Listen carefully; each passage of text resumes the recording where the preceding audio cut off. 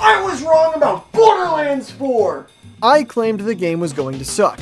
And to be honest, it was better than Borderlands 2, but not as good as the pre-sequel. Handsome Jack may have been the best villain, but Borderlands 4 has a story that is new and amazing. Guys, I went into the game skeptical and left with tears in my eyes.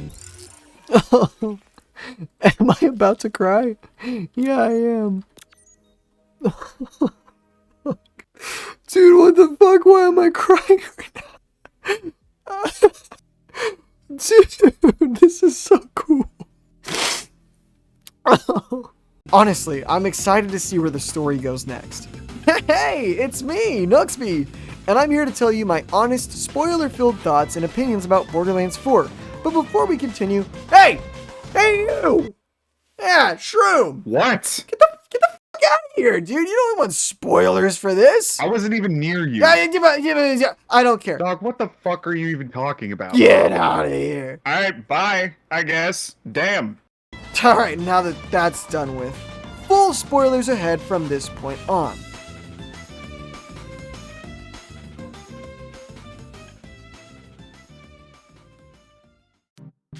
Leading up to the game's release, I was very negative about each aspect of the trailers. I felt like it was trying to copy many games that came before it, such as Destiny 2 and God of War, for the compass at the top, as well as Far Cry because of the discovery of areas. However, I realize now that those games, excluding God of War, took inspiration from what came before them and improved, causing Gearbox to take those elements and improve their game with them. So really, Borderlands is just copying something that already copied them. But the game has its flaws for me. See, on release, and I think still going, the game was poorly optimized. Some could even say not optimized at all. I had to upgrade my PC's CPU and RAM to get the game's recommended settings, and even then, I couldn't really play the game on high or ultra, but medium wasn't too bad. Even after the upgrades, my game would still lag in major enemy sections, or when my friends would join me. I ran into multiple bugs, such as characters clipping through the floor, or me clipping through the floor as well. Missions not working properly, and the waypoints are showing me that I had to go through the wall to get where I wanted. Not only that, I didn't and still don't like the fact that I have to search for every SDU unit by exploring the map, whereas in other Borderlands games, I could just buy them. And dude, I really want this one head for Rafa, and nowhere online had a walkthrough for it on release. Come to find out, through a friend of a friend of a friend, shout out to my boy Noji, that I had to unlock all SDU upgrades, meaning I would have to spend extra time playing the game and exploring before beating the game just to get this head unlocked. Yes, the open world completionist fanatic is upset that he has to explore the open world in order to unlock everything. I think the final thing I had an issue with was how many green drops and blue drops did more DPS than my purples or even legendaries. And while yes, I get it's RNG, and you're supposed to farm these weapons, it's still mildly confusing to me. Like, shouldn't the higher color give more and that's why you want them? But other than that, the game is fantastic. The new cast of crew and characters was refreshing. We're introduced to the characters like RJ, Rush, Zadra, the baddie mommy herself, Levane, and my personal favorite, Conway. We're also given new villains, the main ones being the Timekeeper and his goons. Don't worry though, we still see some familiar faces.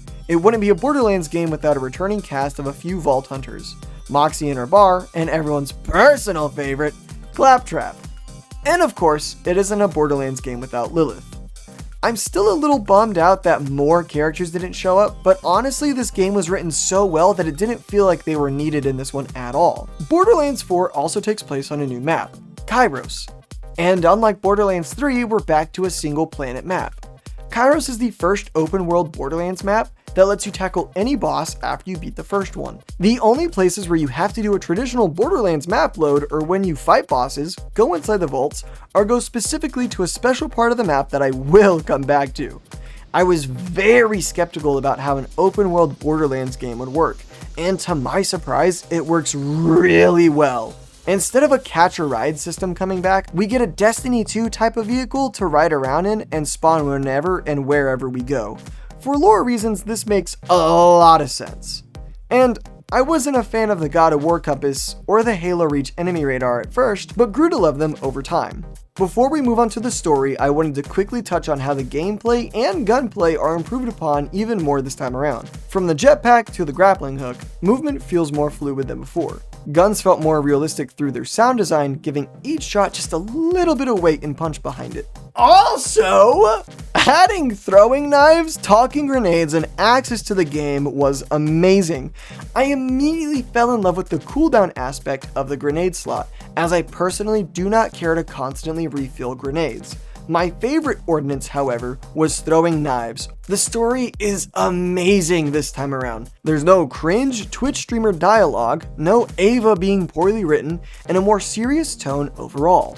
This is just a major step in the right direction. Characters that die actually have importance to the plot of the story. The reactions of things during the game actually feels more like a real person reacting instead of just, poor writing. Do the characters make jokes that fall flat?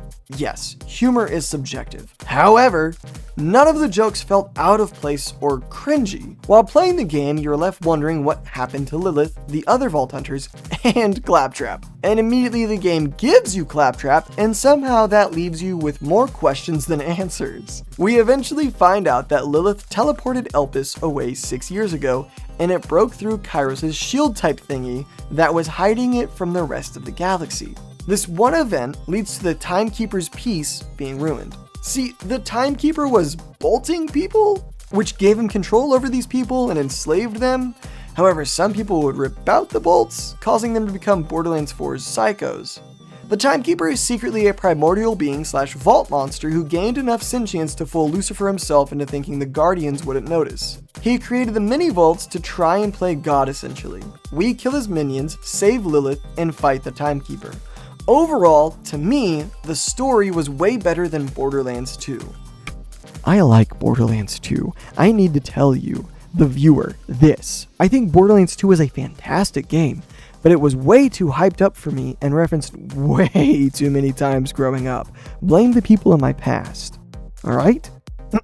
Anyhow, granted, the Timekeeper will never compare to Handsome Jack. He made the past games what they are, as I've stated previously in my Legacy of Handsome Jack video. My favorite part of the whole game, though, was the section where we save Lilith. Not because we save Lilith, but because of where we save her. If you don't know by now, Borderlands the pre-sequel is one of my favorite games in the whole franchise.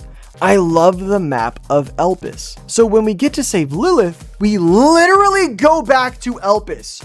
It's been 10 years since we've been to Elpis. And let me tell you, viewer, actually, let me show you. Oh my god! Oh my god, this is so cool!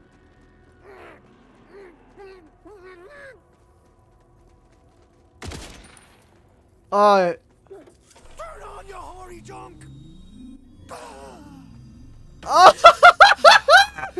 Oh yeah, I fucking called it, baby! Oh! This made the whole game for me.